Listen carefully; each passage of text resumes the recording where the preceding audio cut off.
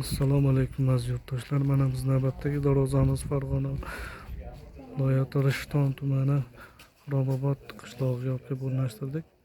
Darvozamizni sizlarga tushuntirib o'tadigan bo'lsak, darvozamizni eni 3,5, bo'yi 380 bo'ldi. Xo'sh, bu darvozamizda materiallarga keladigan bo'lsak, qanaqa stil nimada materiallarimiz ikkili listda tayyorladik. Listlarni 6x4 1.7 stenkada, 2.2 stenkada 8x8 stenklarda shivillargacha qo'yib o'rnashtirib berdik.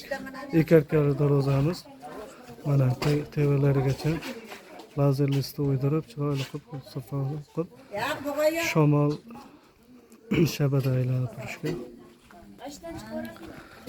Mana zamoklarimiz bu bir zamok. Rezinkalargacha qo'yib o'rnashtirib berdik. Mana holatlari, hurmatli yurtdoshlar.